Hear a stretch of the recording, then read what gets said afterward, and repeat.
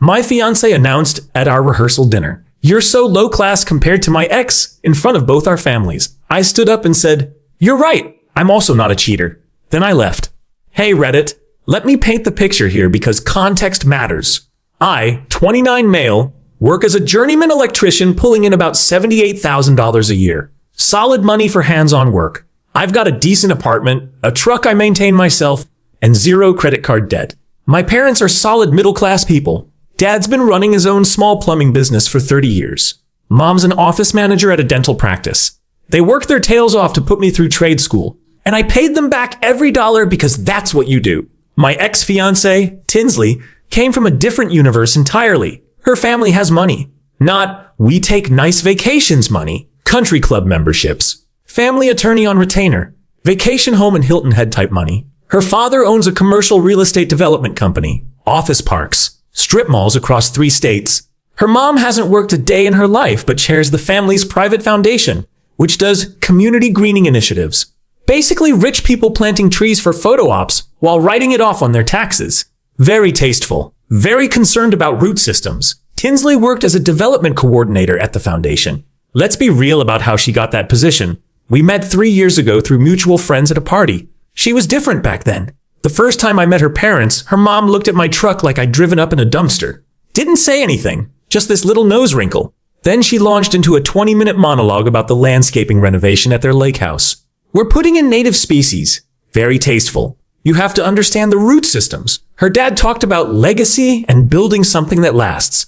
Rich people love plant metaphor. Meanwhile, I'm the guy who actually builds and fixes real things. Her dad shook my hand and immediately asked what my 5-year trajectory. Not nice to meet you. Straight to interrogating my career potential like I was interviewing for a position. That first dinner at their house was basically a tutorial in how to talk down to someone without technically being rude. Her mom kept refilling my glass while making comments about how refreshing it was to meet someone so grounded. That word, grounded. I'd hear it a lot over the next 3 years. Every time I disagreed with them about anything, every time I pushed back on a decision, I was being so grounded about it. Took me a while to realize it was their code word for stay in your lane. Her dad grilled me about my retirement contributions, like he was auditing my life choices. At one point during dinner, I mispronounced charcuterie, and Tinsley corrected me in front of everyone. It's charcuterie, babe. The T is soft. She smiled while she said it, like she was helping. But the way her mom nodded, the way her sister smirked into her glass, told me everything I needed to know. That wasn't about pronunciation. That was about ranking me, establishing the hierarchy early. Tinsley just sat there smiling, occasionally touching my arm like I was a nervous rescue dog she was trying to socialize. Her sister Piper showed up halfway through dessert. She asked Tinsley, not me Tinsley, where I trained? When Tinsley said trade school, Piper nodded slowly. That's nice. Very practical. I noticed their family attorney was there too. Not for dinner. He just stopped by to drop off some papers for her dad. But he lingered. Stayed for coffee. Watched.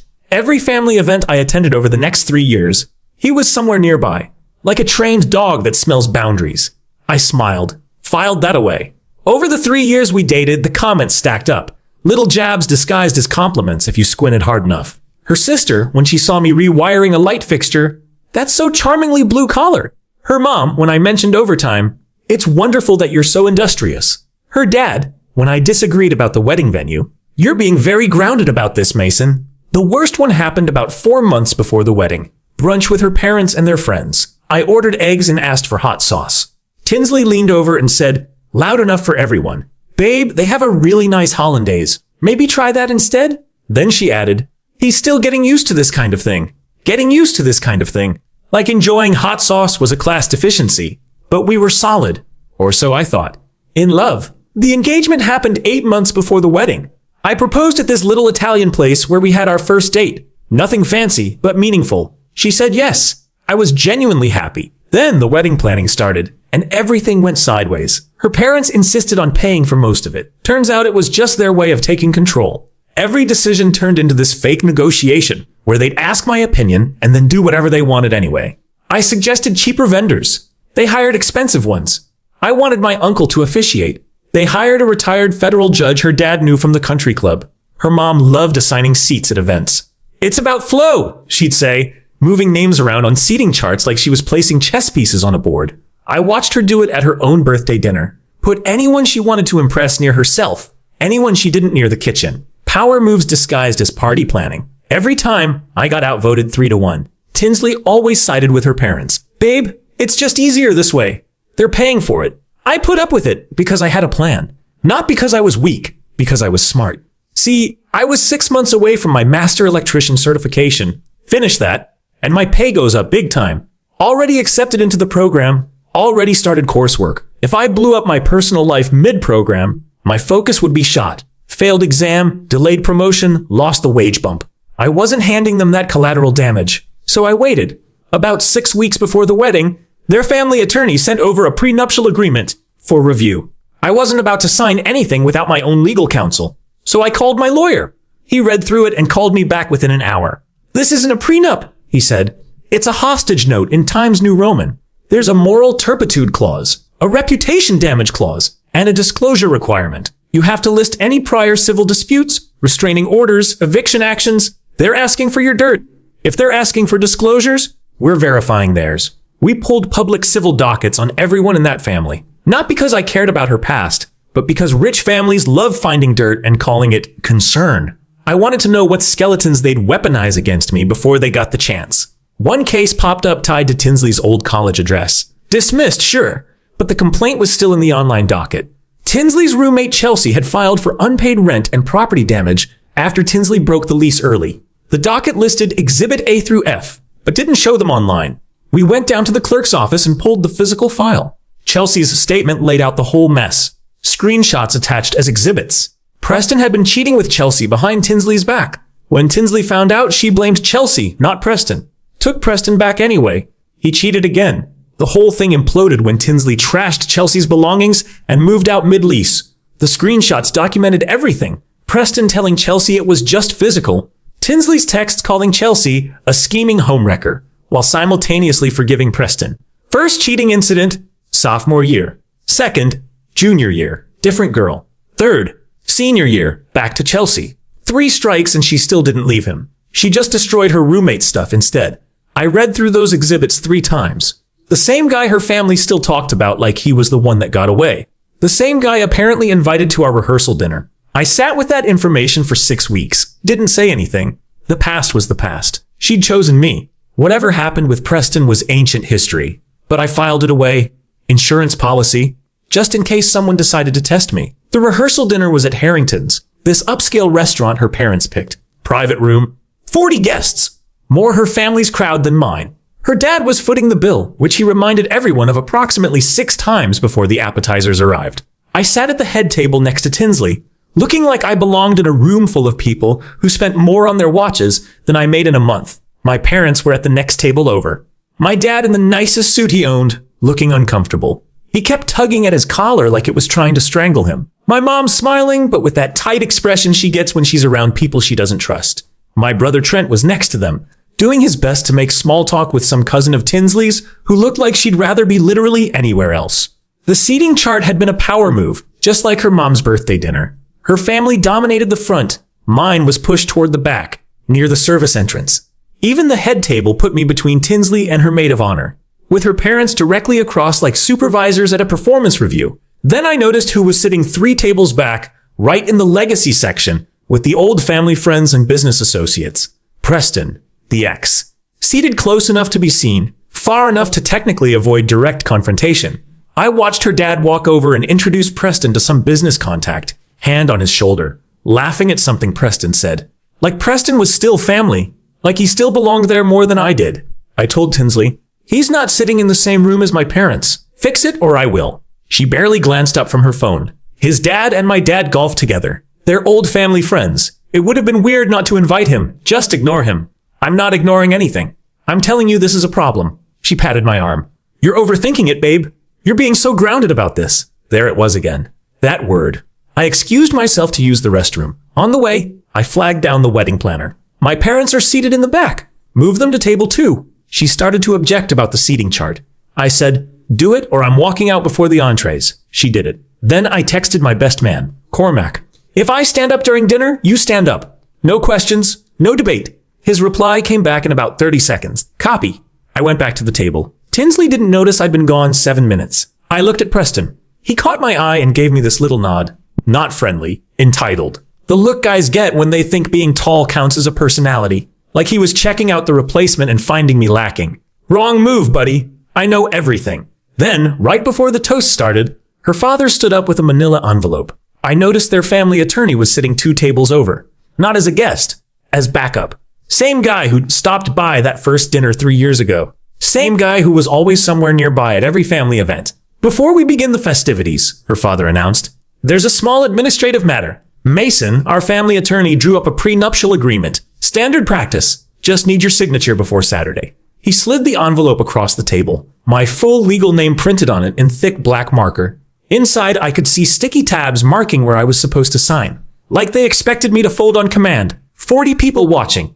My parents' faces frozen. I noticed Tinsley's cousin had her phone out, recording. Making a wedding week montage. The family loved documentation. I didn't touch the envelope. Sir, I'm an electrician. I don't sign live wires in public. I slid it back toward him like it was contaminated. Tinsley was supposed to mention the updates. He glanced at his daughter with a flicker of annoyance. Minor oversight, but it's fairly straightforward. Protects the family trust, the foundation assets, the real estate holdings, you understand.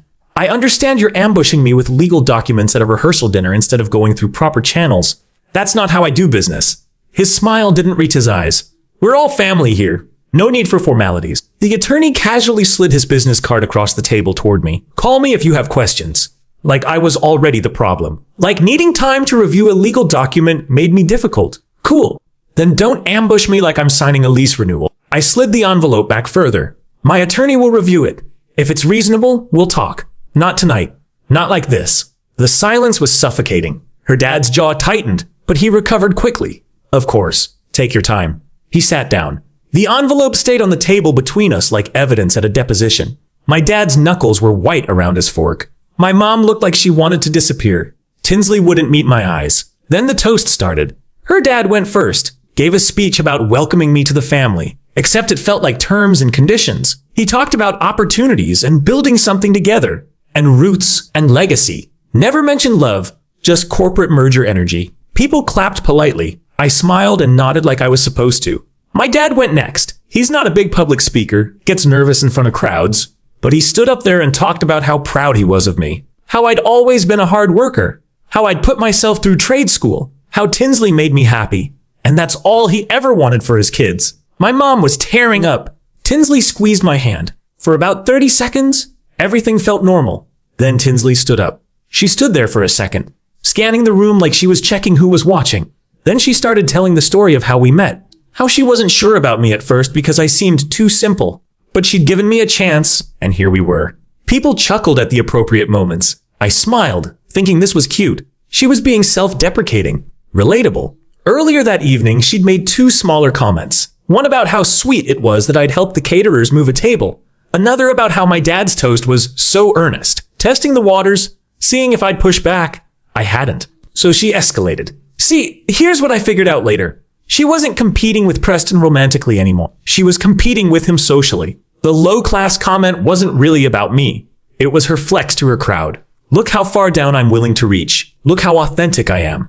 The wedding wasn't a marriage to her. It was a promotion review. Her parents were the real relationship she was committed to. She didn't hate my background. She hated that she couldn't control it. That's why she loved me when I was useful and attacked when I set boundaries. Then her expression changed. Got this faraway look, like she was remembering something specific. You know, she said, glancing over at Preston's table, my ex had this polish to him. Private school education. Knew which fork to use. Spoke French. Very refined. The room got quiet. Not silent yet, but that weird quiet where everyone can feel something bad is coming. I glanced at Preston. He was watching with this smug little smile, like he knew exactly where this was going. But he was all surface. She laughed, and a few people chuckled nervously. My fiancé here, he's real, authentic. She turned to look at me, and what I saw in her eyes wasn't love.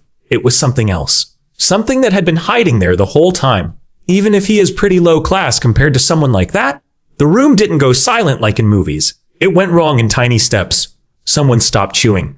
A fork tapped a plate and nobody laughed it off. One of the servers froze with a tray halfway to our table like she'd just heard a car crash in her head. My dad's hand didn't move, but the tendons in his wrist stood up like cables. My mom's face went pale. My brother looked like he was about to jump out of his chair. Her parents were smiling, actually smiling, like she'd said something charming. And Preston? Grinning ear to ear. This wasn't a slip-up. This was how they all saw me. Low class. The charity case who'd convinced their daughter to slum it.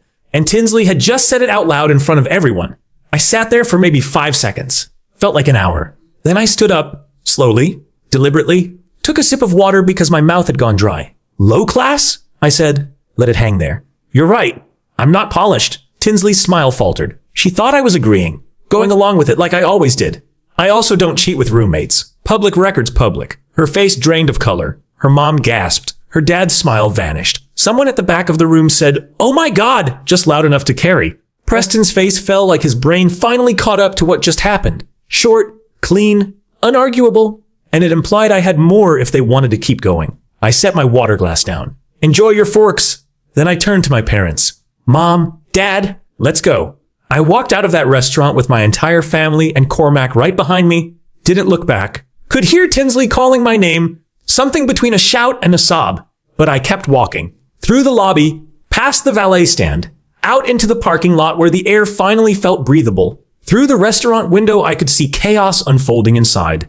Tinsley's mom fanning herself. Her dad on the phone, probably calling their attorney out of habit. Tinsley frozen at the table. Preston trying to leave without being noticed. And Tinsley's cousin still had her phone out, still recording. Good. Let them all marinate in that. I got home around 10 p.m. Sat on my couch for about 20 minutes in complete silence. My phone was blowing up, but I'd put it on silent before I even left the parking lot. Then I got to work. I called the wedding planner at 11 p.m. Left a voicemail because she didn't answer. "Hi, this is Mason. The wedding's canceled. I'll handle cancellations for my vendors. Please send me a breakdown of what I owe. Thanks." Professional, efficient, no emotion. Next, I texted Cormac. "Wedding's off. I'll explain later. Can you let the groomsmen know?" His response came back in about 30 seconds. "Holy cow. You okay? Need me to come over?" "I'm good. Talk tomorrow." Then I went to bed. Slept like a rock, which surprised me. I thought I'd be up all night spiraling. Instead, I was out within minutes.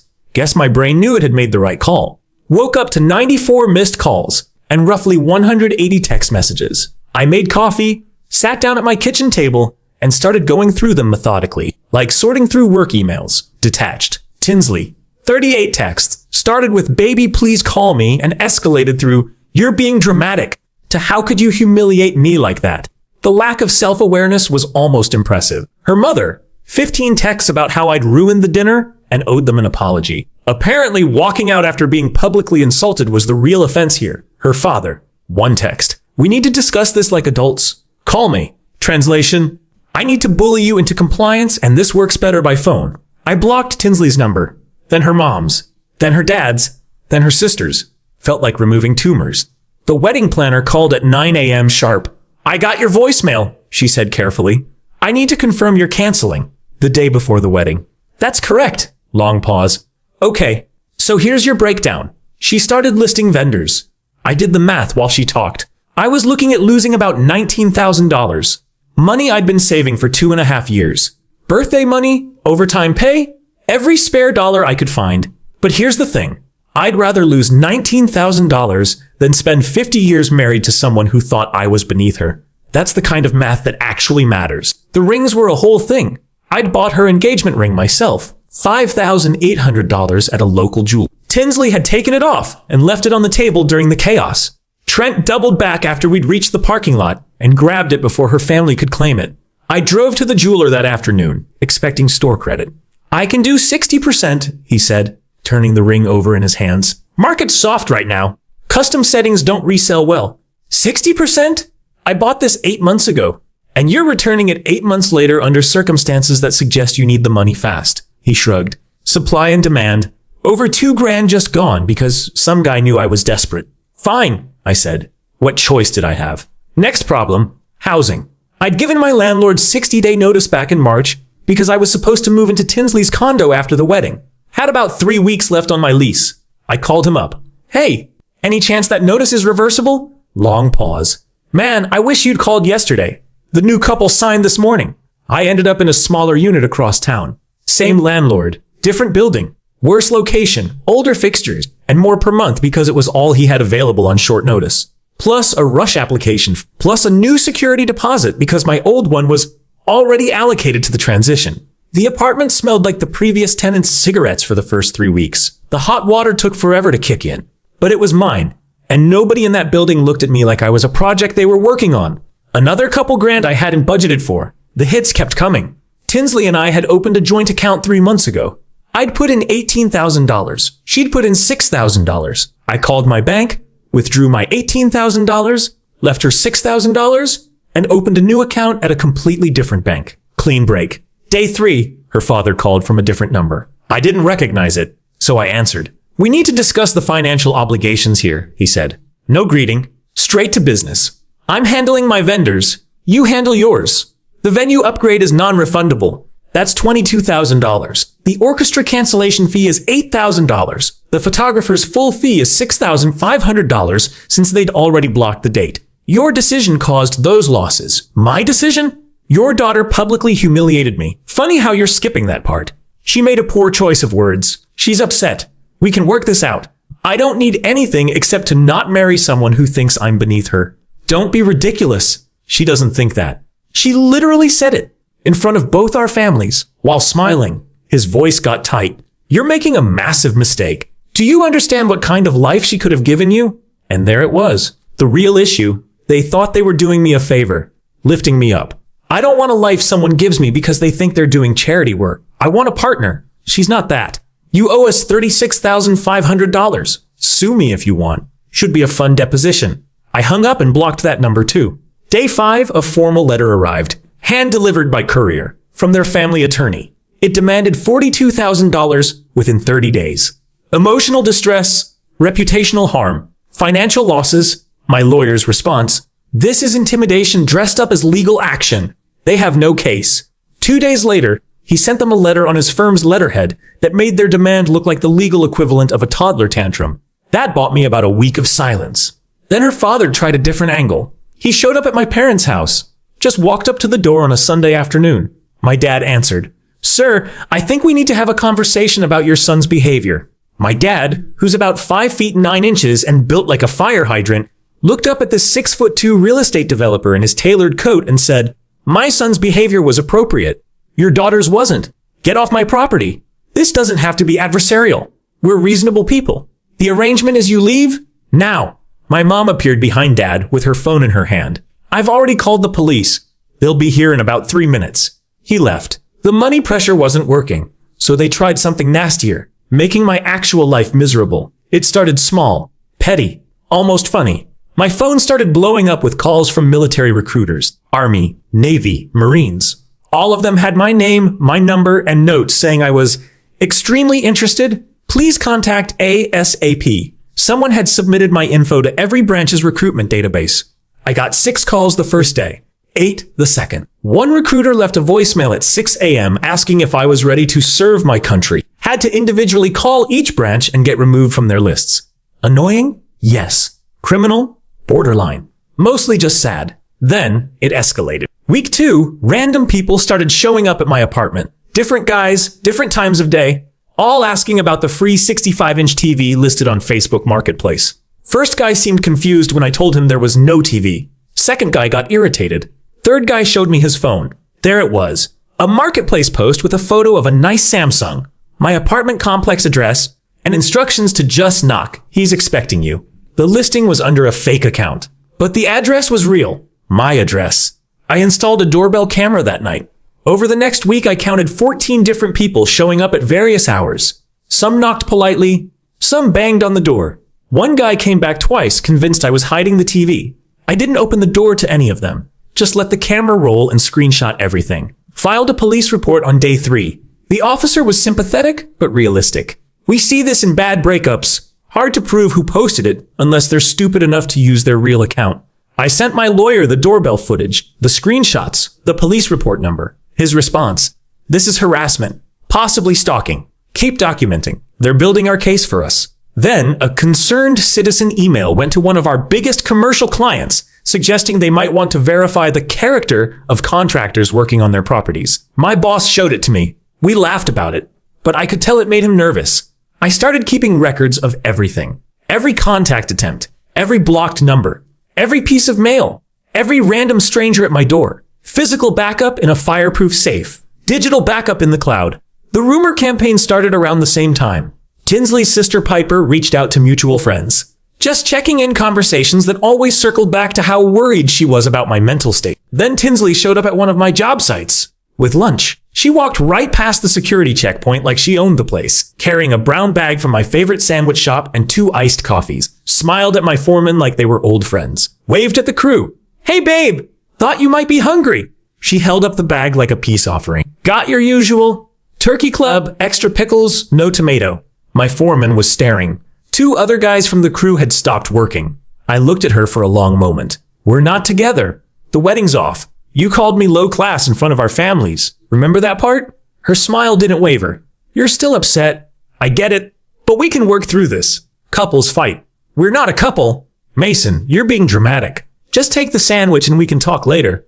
I was thinking we could reschedule for October. The venue has availability. She said it like she was discussing dinner plans. Like the last few weeks of chaos hadn't happened. Like the $42,000 demand letter her family's attorney sent didn't exist. Full delusion or full manipulation, couldn't tell the difference anymore. I need you to leave. I drove all the way here. Still smiling. At least eat something. You always get cranky when you skip lunch. I turned to my foreman. Call the cops. She's trespassing. Her smile finally cracked. You're going to have me arrested? For bringing you lunch? For showing up at my workplace uninvited after your family tried to destroy my entire life? Yeah. Leave now or wait for the officers. Your choice. She left. But not before loudly telling anyone who'd listen that I was clearly having some kind of breakdown, and she was just worried about him. Later that night, Piper's friend posted that Tinsley had tried to bring him a sweet romantic gesture, and I'd threatened to have her arrested for caring. The narrative spinners were working overtime. I filed for a restraining order the very next morning. My lawyer had been suggesting it since the marketplace stunt. Tinsley showing up at my job, playing concerned girlfriend for an audience, was the last straw. The hearing was 2 weeks later. I brought the doorbell cam footage, the marketplace screenshots, the police report, documentation of 14 strangers at my door, and a written statement from my foreman about her showing up uninvited. Her attorney tried to frame it as a miscommunication between people who still care about each other. The judge granted a temporary order. No contact, no approaching my residence or workplace, no third-party contact through family members. 6 months minimum. Tinsley cried in the courtroom. Her attorney tried to comfort her. I felt nothing. I screenshotted the order anyway. At this point, it was muscle memory.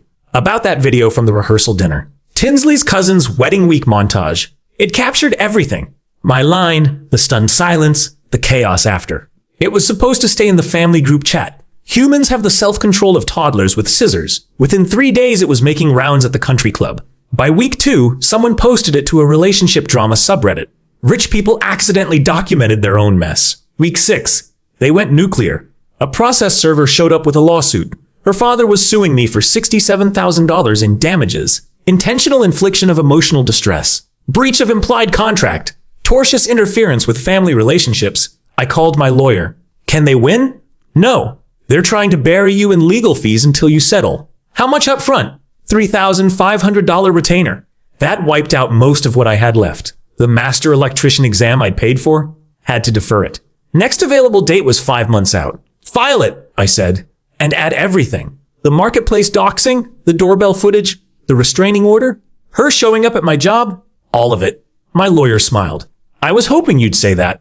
3 weeks later, he filed a motion to dismiss and a motion for sanctions. 27 pages showing a pattern of harassment. The fake marketplace listing. 14 strangers on doorbell cam. The restraining order hearing transcript.